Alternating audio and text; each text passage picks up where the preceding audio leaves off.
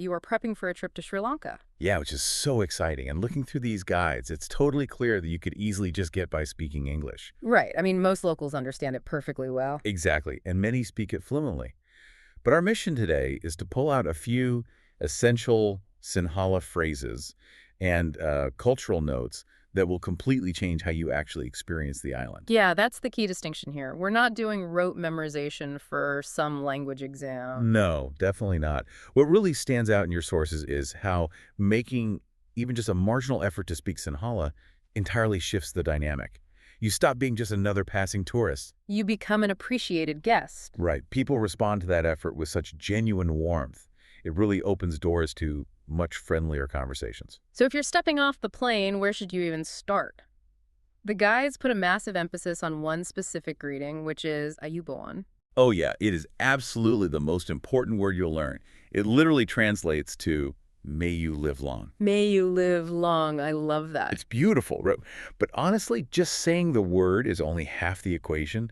The physical gesture that goes with it is what truly breaks the ice. The palms together, right? Yes, when you greet someone, especially an elder, joining your palms together at your chest shows deep respect. It's connected to the Anjali mudra, right? Exactly. That gesture is common all across South Asia, and it acknowledges the shared humanity between two people. If you combine that with Ayubowan and maybe add Istuti, which means thank you, you instantly set this amazing tone of mutual respect. And that foundation of respect carries right over into everyday interactions, like sitting down for a meal. Oh, the food? Yeah, Sri Lankan food is famously bold and heavy on the spices, which could definitely catch a newcomer off guard. It's a very bold cuisine. If you prefer milder flavors, your notes suggest a simple phrase, Godak Sada Ipa, meaning not too spicy, please. Godak Sada Epa. And for tea, if you want it unsweetened.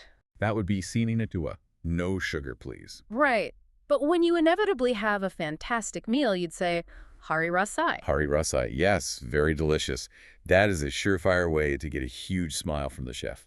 Taking that same approach into the local markets seems just as useful. Oh, absolutely. The guide suggests instead of just pointing at a souvenir, you can ask Mika Kiada to find out how much is this. And then you follow it up with Padak Adu Karana, meaning please reduce the price. Padak Adu Karana. Yeah, using the local language during a transaction completely changes the vibe. It turns a rigid purchase into a playful, human interaction. You're showing you want to engage on their terms. Now, you also want to be aware of how locals might engage with you. While walking through those markets, you might hear people casually refer to you as Sudu, Right, which literally translates to fair-skinned. which might catch a traveler off guard initially. Understandably, but your sources clarify it's actually a warm, casual term of endearment in Sri Lanka. Yep. It's just a common colloquialism, so nothing to take offense to. Good to know. Speaking of local quirks, there's another fascinating detail in your notes regarding how you navigate the island. You mean the map.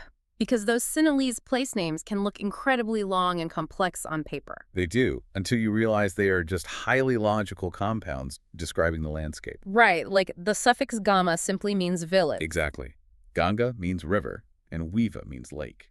So rather than looking at a random string of letters, you're reading a literal description of the physical environment you're standing in. It makes the map infinitely more approachable.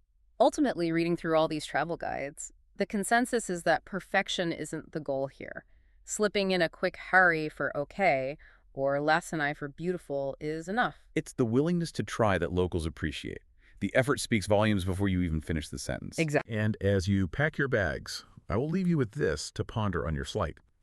If so many of these Sri Lankan place names are literal combinations of local geographical features like rivers and lakes, how might simply looking at a region's map give you a secret window into the ancient daily lives and priorities of the island's very first settlers?